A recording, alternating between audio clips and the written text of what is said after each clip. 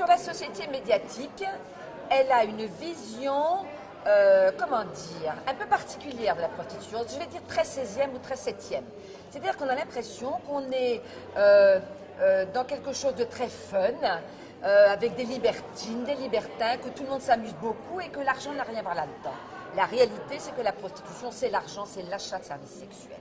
Je suis assez effarée de voir cette représentation complètement édulcorée, très mondaine de la réalité de la prostitution, où on entend des intellectuels nous parler de liberté de se prostituer. La réalité nettement plus prosaïque, c'est l'obligation de se prostituer, ou pour de l'argent, ou parce que vous avez un proxénète qui vous oblige à cela.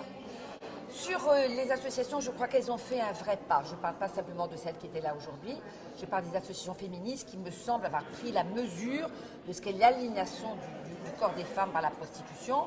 Quant à la société, je crois qu'il y a encore aujourd'hui beaucoup à faire pour faire prendre conscience de ce qu'est la réalité de la prostitution vécue par les personnes prostituées. Les femmes qui sont dans cette situation, principalement des femmes, sont victimes de violences à répétition. Elles sont victimes depuis l'enfance de violences, particulièrement de violences sexuelles. Et ensuite, elles sont piégées dans une situation prostitutionnelle à revivre des violences par les clients, justement, et le maximum de violences qu'elles subissent. On parle des proxénètes, mais les clients exercent des violences souvent extrêmes, et même une étude aux États-Unis a montré que le risque d'homicide commis par des clients est très important sur les personnes prostituées. Donc c'est le client aussi qui génère cette violence, qui est en fait une atteinte à l'intégrité, aux droits et à la dignité des femmes. Et est-ce que c'est un danger pour les femmes prostituées d'adopter une loi d'abolition ? Ben non, au contraire, c'est donner un signe extrêmement fort pour dire qu'on n'a pas le droit d'exercer des violences. Parce que là, on est dans une confusion où la sexualité serait équivalente à de la violence, où il y a une sorte d'érotisation, d'excitation à la haine et à la violence.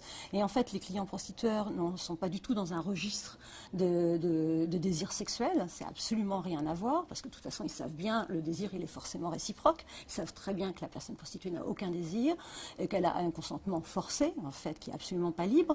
Et puis eux, en fait, ce qu'ils cherchent, en fait, c'est à pouvoir exercer des violences sur des personnes en situation de grande vulnérabilité, qui ont déjà été victimes, et qu'ils vont pouvoir exercer des violences sur des personnes qui ont des tels troubles psychotraumatiques qu'elles ont souvent une anesthésie émotionnelle et physique telle qu'ils vont pouvoir y aller. Et qu'elles ne peuvent pas se défendre. Voilà, elles ne peuvent pas se défendre, elles sont sidérées, elles sont anesthésiées, c'est-à-dire que le niveau de violence qu'elles vont tolérer du fait de leur trouble psychotraumatique est très important. Donc ils peuvent y aller. C'est en fait un permis d'exercer des violences extrêmes qui est donné par une société qui tolère la prostitution. Et que eux, ce qu'ils cherchent, c'est en fait c'est une sorte de drogue. Exercer des violences contre l'autre, je vous dis, c'est absolument pas du désir sexuel, ça n'a rien à voir.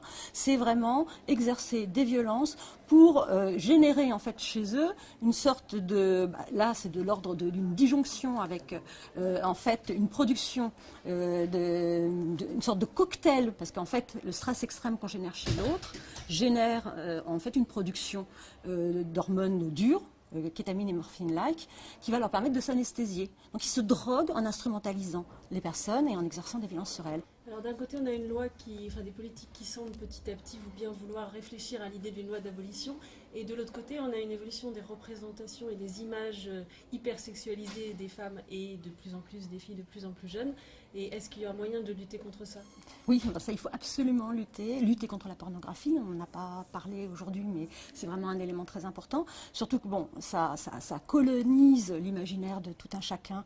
C'est-à-dire que toute la sexualité du coup devient colonisée par de la violence qui devient tolérée et banalisée, et particulièrement sur les femmes les plus jeunes, puisque la pornographie, c'est la mise en scène de femmes souvent très très jeunes. On est tout le temps en train de flirter avec les mineurs.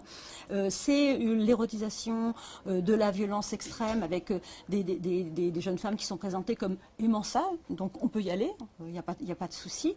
Donc ça, c'est vraiment très important. Et puis ce qu'on oublie aussi dans le cadre de la pornographie, c'est l'impact catastrophique sur ces femmes. Il y a de vraies personnes derrière. Donc ça, c'est lutter contre la pornographie.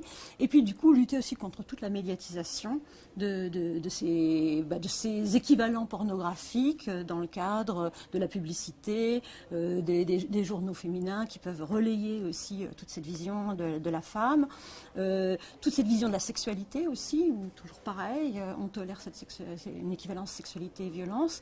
Donc ça, il faut faire en tout cas agir contre, et puis faire vraiment de l'information, de l'éducation à une sexualité respectueuse, avec des désirs réciproques, du relationnel, enfin, vraiment avancer sur tous ces domaines-là.